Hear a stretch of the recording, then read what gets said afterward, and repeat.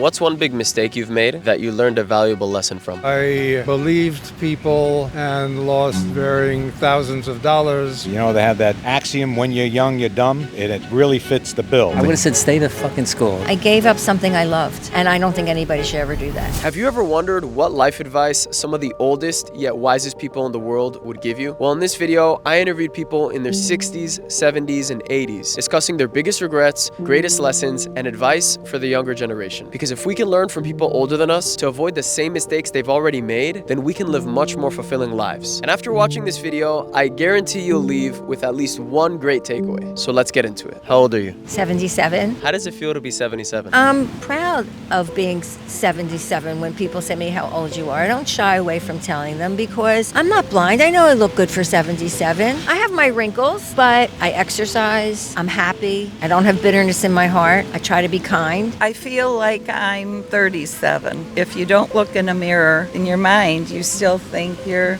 young. Like if you hear, oh, somebody's 77, you think, oh, they're all old, which they are. But in your mind, if you're young, your mind is the whole thing. If you think you're young and you still want to experience things and you still want to go out and have fun, that's the best way to be 77. Mentally, I'm 99%. Physically, I'm 85%. I regret the loss, but I live with it. What loss do you regret? My back gives me problems, and I therefore cannot be as active as I would like. In my case, I'm still 13 years old. Now, my body doesn't agree with me, but my mind still says I'm young. So it's when I look in the mirror that I just say, Jesus, who is that guy in there? We stay up with technology and things happening in the world. We stay busy, we stay moving. After a while, your body starts to deteriorate. But, aches and pains, but it's part of growing old. It beats the alternative.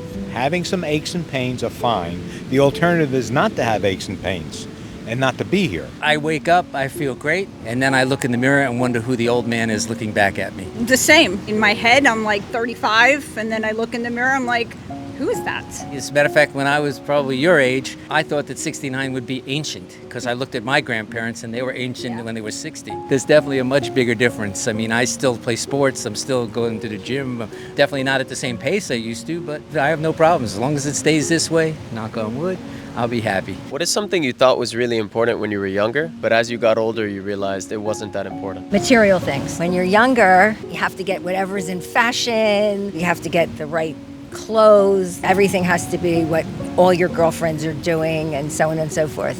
As you get older, none of that really matters. I don't think there's anything more important than family. And I think the other thing is being content to be who you are. So how do people find out who they are? That's a process. You can't look in the mirror and say, who am I? It is a process of experiences, actually hardships. You really know who you are best when you're called to be your best in the worst of situations. When you're young, you're influenced by a lot of things, especially in today's world. You're influenced by what your friends think and what color shoes you're wearing and what kind of jacket and clothes you have. And as you get older, as you see, you really don't care. What is something you thought was really important when you were younger, but as you got older, you realized it wasn't that important? That's an important question. Success in one's business or professional activities. I think what's more important than making money or developing a reputation is having valuable personal connections with people, and you can damage one in pursuit of the other. You don't think you could have both? Very difficult to find the balance. Always tried to find the balance with varying degrees of success. Sometimes you sway too much on either side, right? Correct. I was a very authoritative mother. It worked in a lot of ways, but it also can alienate people. And you know what? My kids, they get to make their choices, right, wrong, or indifferent. I can't save them anymore. Stuff is not important, and everybody will realize that afterwards. As you get older, owning more is not as important as enjoying your life. There'll be a time where you start giving this stuff away. You really don't want it anymore because it becomes cumbersome and it becomes an obligation to you. You're better off giving it away and getting rid of it enjoying yourself more than just the products that you have around you. What is something you thought was really important when you were younger, but as you got older, you realized it wasn't that important? Money.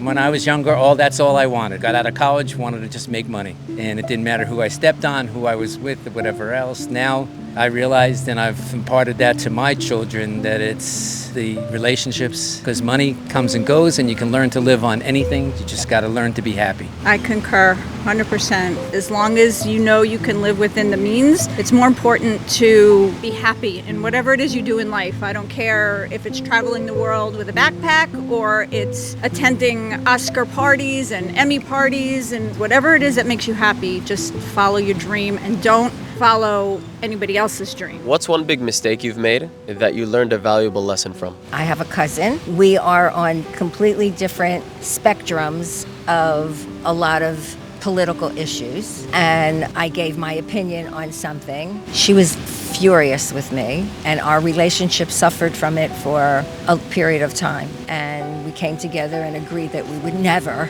ever have a political conversation again. And we have not, and everything is copacetic. So the lesson is that unless somebody asks for my opinion, I don't give it. Yeah, I've been scammed a few times. I believed people and lost varying thousands of dollars because they were liars.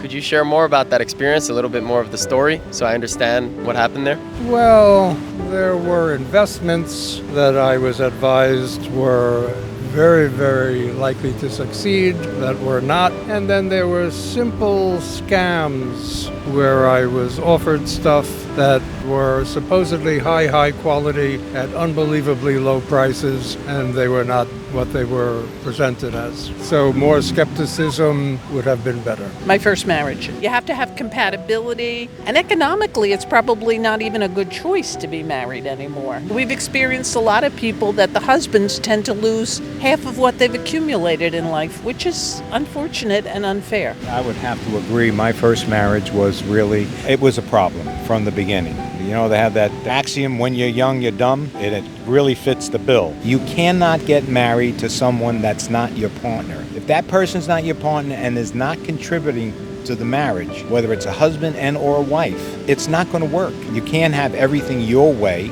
Both people have to work together, and if they're not doing it, it doesn't work. We were together a long time before we actually married, because it wasn't an economic need to get married. We made a choice. So how do you know if someone's the right person for you or the wrong person? Life is good. You enjoy being with each other. I think part of that is the fact that if you get married immediately, how do you know what the habits are, what their dreams are? You need to be with that person for a period of time. The longer you're with them, the more you feel comfortable with that person, and you see you're that type of fit. To meet someone, whirlwind love affair, and 6 months later to get married and say, okay, we're fine. And that's why, what do we have, a 50% divorce rate in this country? I'll give you one more, though. He's never said no to me in 25 years. That's a very good trait, okay? What is something you regret the most in your life? Marrying someone because it was the right thing to do. There was family pressure, and to marry someone within my religion, make me a grandmother, and I swore I would never do that. I have 2 girls, and I put no pressure on them. If they want to give me grandkids, they give me grandkids. I want them to be happy. I just want to say to my children, I'm not putting any pressure on you to have grandchildren, but I definitely want you to have grandchildren. So what do you regret in your life? I actually did the same thing. I mean, I got married much later in life. I was married in my mid-30s. I had my first child when I was 36 and my second child when I was almost 40. And so most people don't talk about a male with biological clock ticking. I think part of it was that my biological clock was ticking. I found Susan many years later after I was divorced, and it's the real thing. So wait for the real thing. Don't succumb to other pressures. The real thing will come. How do you know if something's the real thing or the wrong thing? You'll feel the difference. Yeah, when it's real, you know it's real. When you can talk about anything and not get upset, and you can compromise and be happy about it, it's the real thing. You know in your heart, deep down in your heart, when it's not right, and honor that and make a change. In your 77 years of life so far, is there anything that you regret? I regret giving up teaching. I left it to have my daughter, and then by the time I was ready to go back to teaching, all of a sudden now there's computers and keyboarding, and the entire field had changed completely. So I would have had to go back to school to relearn, and I was lazy and also a mother, and I didn't want to go back to school. I really made the wrong decision. I gave up something I loved, and I don't think anybody should ever do that. So if you could go back in time, knowing what you know today, and give one piece of advice to your younger self, what would you tell her? I tell her to believe in herself more, to value herself more, and have more fun. Don't be so serious. What are some of the fun things that she should be doing? Exploring new things. Try the things that you're afraid of. Don't let the fear stop you. I wake up every day and say, today's a good day to have a good day, no matter what. I would tell me, think more about yourself and do what makes you happy. Don't try to please other people, whether it's a boyfriend or a neighbor or whatever. Do what makes you happy. Don't be ruled by your emotions. Step back, take a breath, revisit the problem the next day, and keep cool. Don't sweat the small stuff. Oh man, enjoy the process. There's something good in everything. Enjoy the ride. I would tell that individual to slow down a bit because I'm typical of that song. I'm in a hurry to get things done, to run as fast as you can, to move as fast as you can. That's something I would say, slow down a bit. What does that mean, to slow down? To enjoy more than what you're doing at the time, experiencing the time instead of looking at the next thing that has to get done. And business is like that too. It's always moving, trying to get done. Don't worry about hours of work and things like that. Slow down a bit and enjoy it. I would say believe in yourself.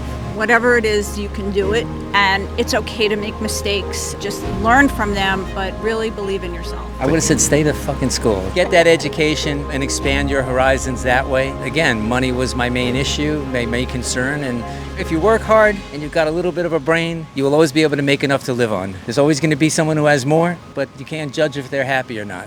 Be happy and then see it where it takes you. That's it for this video. Thank you so much for watching, and let me know in the comments below what your greatest takeaway is after hearing these interviews, and I'll see you in the next one.